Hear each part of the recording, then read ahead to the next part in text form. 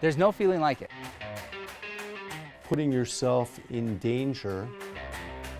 Nobody really thinks about your brain. Oh, there's been times where I see stars. I knew something was wrong. I honestly cannot remember their name. I got too scared. I didn't want to know if I had anything.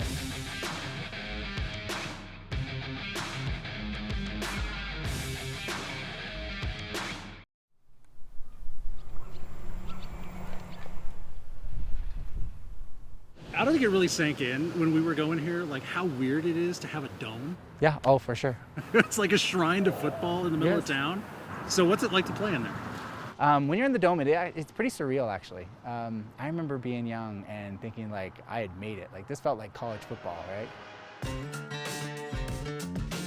Springerville and Eager, two towns put together, population about 5,000. And in the middle of town, the Round Valley Dome. It's the only high school domed football stadium in the country. And if you put everyone in town together inside the dome, you'd probably have seats left over. I remember playing every single down of the entire game because it was kickoff, kick return, punt. I was the deep snapper. I was the linebacker and the fullback, you know? So like, you never got a chance to rest, but at the same time, you were hitting people constantly. I mean, constantly. I've known Chris Wilson for years. We went to high school together.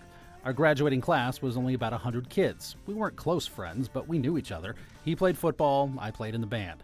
That's the two of us in a high school play our sophomore year. Senior season here is like, you don't just rule the school, like you rule the town. Like you can do anything in this town if you're a senior and you play high school football here. Right? Yes, oh, it's funny, I was just telling my son on the way up here, I was saying, you know, there was one time I got pulled over at a stop sign because I rolled through the stop sign right after a game. As you do, because there's nobody around. Yeah. And the officer pulled me over and said, hey, did you just come from the game? And I said, yeah, I did. And he said, did you guys win? Yeah, and I told him the score, and he's like, well, where are you headed? I was like, to a friend's house to clean up and then go back to the dance. He said, just go ahead and get on your way, have a good night. And so I was like, classic small town, you know, like everybody's more interested in football. So, yeah, football was a big deal. And back then, in the late 90s, artificial turf wasn't what it is now. It wasn't quite as padded. It didn't act like grass. It was more like the stuff you see on old patios. When you fell, it hurt. So I played from the time I was in 4th grade in Missouri. We played with full pads up until the time I was a senior in high school. And when I was a senior, I only played about half the season because I hurt myself. So 9 years total, actually. There's no feeling like it, that when you're able to do that, and granted you've got pads on and things, so you feel really secure, right? And so nobody really thinks about your brain. And so when you do the hit, it's just, yeah, that's awesome, you know, it makes you feel real good. Even to this day, I still remember thinking, this is so unnatural, to run as fast as humanly possible and then hurl yourself at somebody, right? But I can remember very specific moments when we knew somebody was hurt and you keep playing. I remember coming off the field and having what they called stingers, right? And that's what actually put me out of my senior year, is I had a bone pinched nerve that was causing my right arm to constantly be numb. Playing in the dome may feel like you've made it, but that's the only football Chris ever played. Not college, not professional. He never worried about anything but a hurt back. And it was within the last year. I knew something was, you know, had to be wrong. Everyone can be a little forgetful. Where's my charger? Chris included. His wife says she's used to remembering things for him. But this year, 19 years after graduation, it seemed like more than just forgetting. Oh, you know, here it is.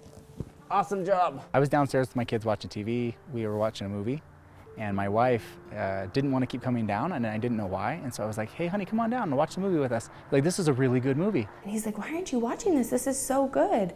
And I was just like, oh, I know, yeah, I've seen that part, oh, I've seen it. And then at the end, he's telling me about how good the movie was and just explaining things to me, and I'm like, you know, we saw that. You've seen that movie before. And he's like, no, I've never seen that before in my life. And usually when you see a movie, for at least one time, you can say like, okay, well, one scene triggers something, right? Like, oh yeah, I've seen this before. Honestly, the entire movie, it was as if I'd never seen it. No, you did. We saw it together. That's the reason why I didn't really care about watching it. So anyways, just little things where just enough to alarm. He's never, I mean, a whole movie, I've never sat through a whole movie and never had a recollection that I watched an entire movie. That's 2.5 hours. It wasn't just the movie either. There was more. Taking the car in for an oil change. He was like, man, we're really due for an oil change on this thing. And I'm thinking, no, we're not. Like, I thought he was kind of joking. And he's like, yeah, it's got to be months. Like, what has this got to be? Like 10 months since we've gotten this thing in for an oil change? And I just had to say, are you serious? Like, that was, do you remember this? And this was the day that he had batting practice and we had da-da-da. And he's like, wasn't that 10 months ago? I'm like, no, that was 6 weeks ago. Things that were big, significant events, things I have no recollection of. I think for me also it was really strange because I went to a small school, right? And I come back sometimes and people I should know, who I've known for 17, 18 years during school and have since known for, you know, maybe almost 30, 40 years, I honestly cannot remember their name. I mean, I feel really bad because I should know them. We were friends or acquaintances in high school, but I don't recall at all. And mood swings. Not severe, but out of the ordinary. A reaction that doesn't fit the problem and doesn't fit Chris. I don't know, he's really, really chill until he's just kind of not. And it's very short. And then Chris found a study out of Boston University talking about high school athletes and concussions. People who'd only played high school football had donated their brains to Boston University's brain bank. 3 out of 14 had chronic traumatic encephalopathy, CTE.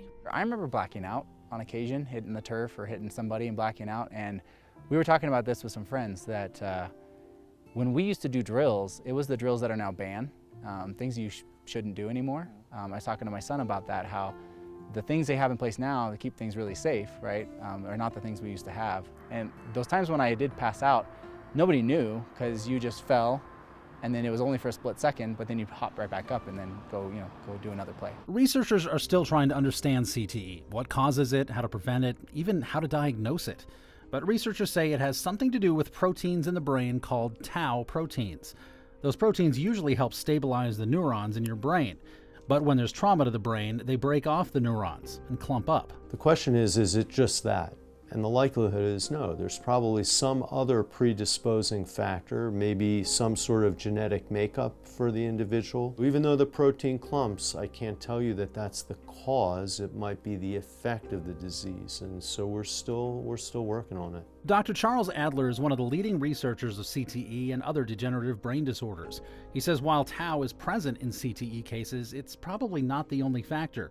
And while they believe concussions cause CTE, they have no idea why one player may have CTE and another won't. Does every player who's played NFL football or played professional rugby develop CTE? I think the answer is no.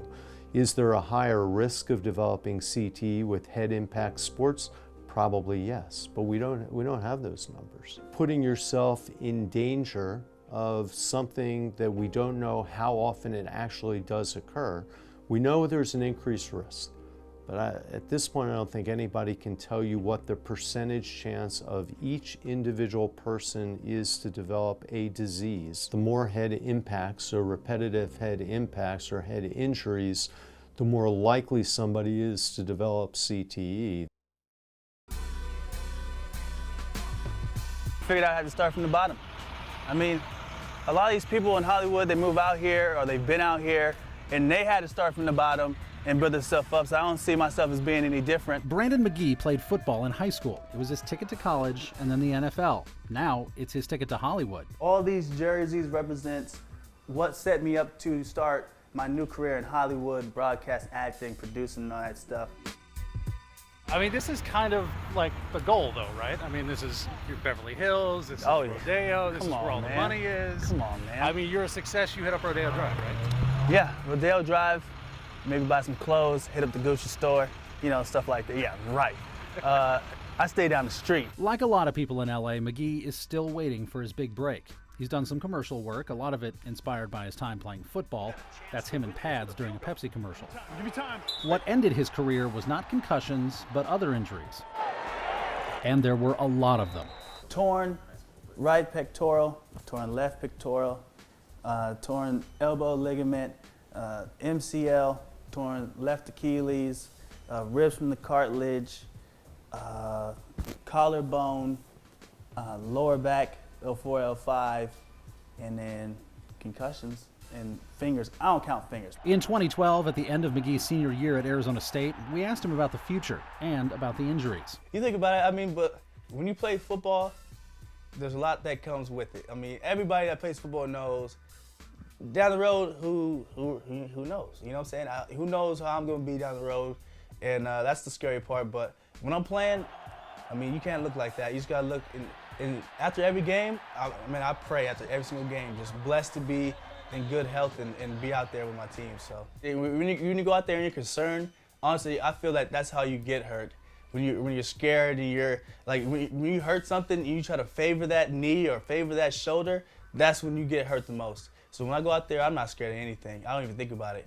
Fast forward 7 years, And then he was the head of Nickelodeon. and those injuries took a toll. When I had to stop playing, because I had a lot of injuries.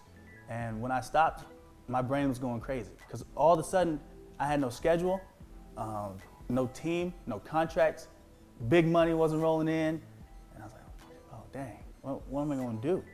And luckily I had people to turn to, and the artwork, man. It's my form of expression. I don't even really let people know I paint. It's just something I like to do for me.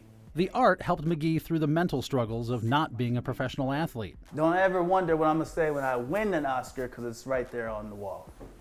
His goals written on his wall, preparing for a new chapter in his life. Because we're not conditioned or taught to think about the life after the game, so it is very hard, very, very hard. And you have to reinvent yourself. And the people that do. How much of you was wrapped up in football in that game? The whole me.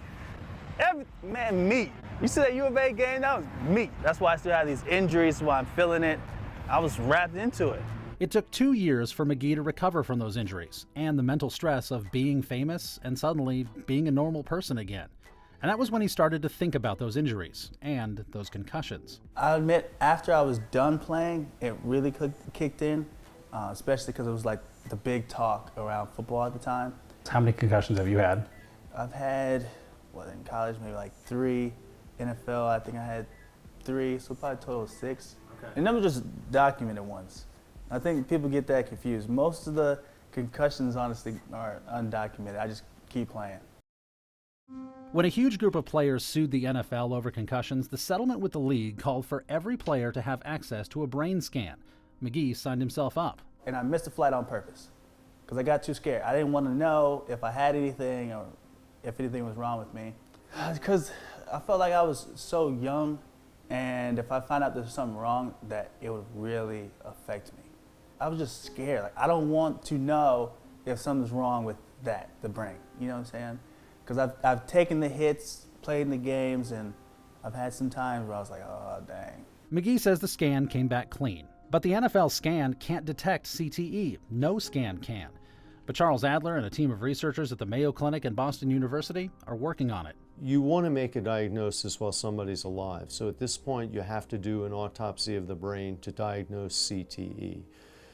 By then, we obviously can't treat patients. So the goal would be, first and foremost, to make the diagnosis while somebody's living. What they've done is managed to tag the tau protein in a patient's brain with an isotope that can be picked up on a PET scan. They've been able to see the tau in a limited number of former players. But because the only way to diagnose CTE is to physically examine a person's brain, they won't know if they've succeeded in creating a test until the players start to die. Will we be able to give you a diagnostic test? No. And the reason is that all the individuals in the study will not be autopsied. So if some come to autopsy at some point in time, that will confirm the diagnosis. And the ultimate goal would be to make a diagnosis of CTE prior to any clinical symptoms. So no mood problems, no behavioral problems, no cognitive problems, and then start some sort of treatment that would prevent that tau from accumulating and hopefully prevent the disease from progressing to symptoms. Until then, some former players may be living with a time bomb in their heads. Oh, there's been times where I see stars. Yeah. And just go right back in. Yeah. Or just during the game, it's just the next play. Do you wish you hadn't done that? No. Why not? Because in the heat of the moment, like if I just take you back to ASU, I'm out there on the team. I made a commitment to these guys. It's time for battle. It's time for war. Really, that was my mindset. And whatever happens, happens. I knew what I signed up for. I knew the repercussions. I knew what can happen. So, no, I don't regret it at all. But that's a lot of decision to make when you're 17, 18, 19 years old. Yes. To look forward and say, yeah, I signed up for that when I was 17. Yes. that is a big question mark there. But again, talk to your parents about it. Coaches, training staff at ASU was great, and there was people we could turn to, which was good. I wasn't left in the dark. I haven't found anybody that would give up the game yet. No. Why do you think that is? I'm trying to figure that out too. Because I was taking the walk the other day and I was like, I don't think I would take any of that back. And I think it's because, like, again, we know what we signed up for, and it's about battle, man. It builds character, strength, overcoming obstacles. It sets you up for life even after the game. It was that helmet-to-helmet contact, and the harder it hit, the bigger the sound it made, right? And so you got the ooh and the ah, right? And so it was really fun. I mean, you hit somebody and hit somebody hard. And I told my wife, I was like, look, I would give anything to put my pads back on again and go hit somebody. Do you want me to get your backpack? And that leaves Chris Wilson in a strange position, not regretting playing football, but wishing he knew more back then. I would say if I had to choose between playing football and not playing football, with the things I know now, right? Because when you know better, you do better. I don't think I would have played. However, it did teach me a lot of great stuff, and I think it did set me up for good life lessons. So I think that's why you maybe feel like there's not a bitterness there, because we didn't know. Chris has 4 kids, 2 boys. Can you just try and eat a little bit? No. And Jure has a decision to make. Will they play football like their dad did? One of them does, yeah, one of them really doesn't care. One of them really wants to play and probably won't. Yeah. Chris's memory problems have not gone unnoticed by his family, not just his wife, but the rest of his family too. I think they can see it. I think they can see, say, some of the symptoms. Because I've never been diagnosed with anything, obviously you can never say exactly.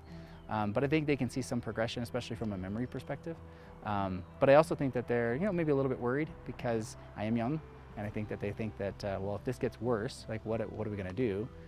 But at the same time, you can't worry too much because you never know what's going to come later. But Chris has not seen a doctor for his memory problems, even though he's talked about doing it.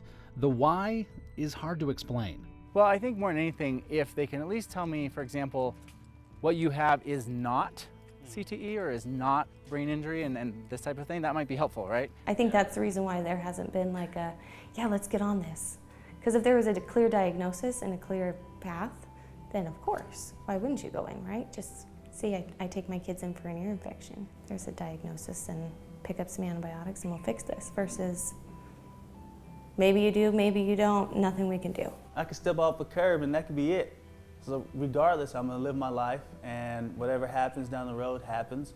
And looking back, my legacy will be left here and hopefully people follow the journey, learn from the journey, and whatever happens, happens. And for now at least, whatever happens will happen. There's no cure for CTE. So far, nothing researchers have tried has worked. The studies are ongoing. Dr. Adler's working on a much larger study of concussion patients, but it does not involve high school athletes. Maybe one day, Adler says, they'll be able to diagnose CTE and hopefully prevent it. But that day seems like a long way off.